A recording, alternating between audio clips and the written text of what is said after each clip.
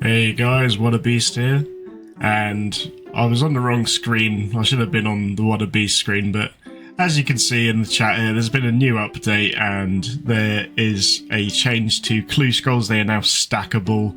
This is the biggest change in the game for a long time, as far as I'm concerned, because I'm a big fan of doing clue scrolls.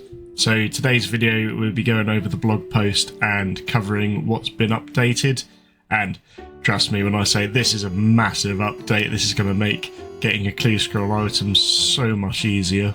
As you can tell probably from seeing us in Drainer Village, we're going over to the Ham hideout to get some easy clues, just to show the stackableness of the clues now and test it out, see how it goes. So let's cut to when we've got some clues.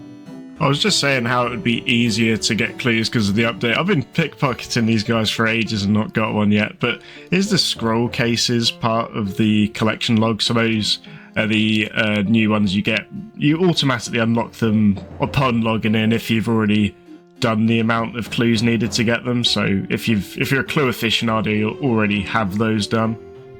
With the power of video editing, we're skipping forward here to getting our first clue scroll box. So you can stack these up to 5 of them if you've got the amount of clues needed. In a moment, I'm going to go over to the blog post and read off the full reel of changes just so you know what's involved with that. But the quick and short of it is if you've done a lot of clues already, you're going to have up to 5 you can carry. But that does include the clue scroll itself. So if you take a clue scroll out of the box, you can then carry 4 clue scroll boxes as opposed to 5 if you don't have the clue scroll already out. And doing a little bit more pickpocketing here, as you can see in the bottom right of the screen, that will be the second clue scroll right there coming in hot. So it's lovely, this update. It's just like Leagues a few years back when they had the stackable clues, and I think that's kind of what's inspired this update here. So I'm going to cut forward to having a full inventory of these just to show off the new mechanic. And now with 5 full clue boxes in the inventory, we keep on pickpocketing just to show that that is the maximum. You get the message in your chat box saying you have a sneaking suspicion that you would have received an easy scroll box. So it's cool. It keeps that update in where you don't need to manually keep track of how many clues you've got. So even if you've got some in the bank, the game will tell you if you've got too many. But this will unlock so many new methods now and make so many ways easier. One of the things I'm thinking of is Arachnis. That would be great just to camp that boss. When you get all the clue scroll boxes, just bring them back to the bank, drop them, and then rinse and repeat.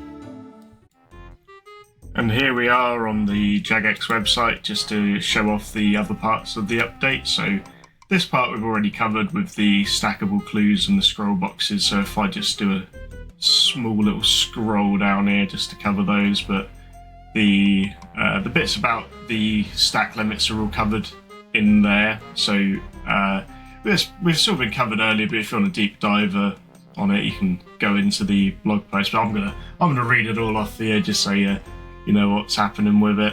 Oh, that is one bit that is good to show off actually, because I've already got the scrolls all automatically unlocked. I can't show this in game, but on the blog post here there's a picture of the beginner scroll case that you'd get if you do a set amount of the clues, and then the numbers needed for the clues are here. So for beginner you need 50 for the minor scroll, 100 for the major scroll, easy's 100 and then 200, medium's 100 and then 250, hard is 50 and then 150, elite's 50 and then 150, and then master's 25 and 75 respectively for the minor and the major scroll case.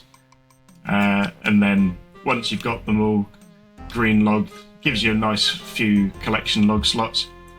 Presumably they give you 1 slot each. When I logged in, it said 880 out of however many collection logs. So it didn't come up saying 880, 881. It just sort of gave me 1 for each. I suppose that's just a graphical glitch. But then with all of these new updates, you can also keep track of how many you've done and how many you need to do to unlock it by talking to Watson. So it automatically track how many you need to do before you can get your next one. So we've covered that part of the update now. There's a survey for mobile on the blog post, so if you're a mobile enjoyer and you want to give some feedback to Jagex, then go on there and click the link. Just make sure you don't get fished, go through the official website for that. In terms of the other changes, so earlier this spring they've rebalanced the Castle Wars crates because it was quite overpowered. People were getting a lot of good items and sort of going in and rigging, so to speak, the games to do that. This is also happening in Soul Wars, so they've changed that as well and nerfed that a lot. So rip to any chunk locked players. I know there's a guy on YouTube that does that for the like smithing crates and stuff, so rip. I wonder how he's doing with that update. Now for the other changes that have happened, there's this steel ring now gives plus 24 crush defense bonus, up from plus 2, alongside its plus 24 stab and slash defense bonuses, so just making that a bit more useful as a defensive item. The Tazar creatures now 40% weak to water spells, makes a lot of sense because they're made of lava. The Giant Rock and Black Demon and Nightmare Zone now have the same elemental weaknesses as their quest variants, so it's just bringing that in line. Now, for more important updates, when spam clicking to feed Duke Succulus, you won't use more than 2 potions, so you're not going to be wasting your potions on the boss anymore. And now the potions and mushrooms are now stackable, so you can collect a lot of those without needing to drop your food now on the floor, so that's actually huge. And you can left click to feed Duke ground mushrooms, so big updates all around for Desert Treasure 2 bosses. Baboon Shamans in Tombs of Mascot now have 40 hit points, and Cursed Baboons now have 20 hit points. I suppose just making it a bit easier to kill the Cursed Baboons. I think they were like 30 hit points, 35, so it's a bit of a big change there. Thralls in the Kefri room no longer count towards the Arcane Scarab's hit count, causing it to move. So that's just useful because those things can be flying all over the place. Soul Flame Horn can no longer be used to start a skilling cycle. Was not aware of that being in the game, but presumably people were just using it to tick manipulate when doing their little rock clicking. Keys from Obor and Briar Fighter are now more common, so as we covered in the previous video, you can now kill Obor and Briar Fighter instead of Hill Giants and Moss Giants respectively to get a key. But it's a bit more consistent now. Not sure what would be faster, doing it by killing the bosses or by killing little creatures. What I'm assuming is it's probably faster than it is killing them regularly, but it's probably still quicker if you kill them in the wilderness, because you get a buff drop rate from them there. Newly added cooldown for Briar Fighter's Growthling spawn to now be more consistent, so you're not going to have loads of Growthlings stopping you from damaging the boss. I know that's a problem for sort of lower level players. And you can also now one-shot the Growthlings if you have an Axe or Sacutus equipped, so that's quite a nice update, sort of levels the playing field for lower level players, because after all those bosses are designed for lower level players.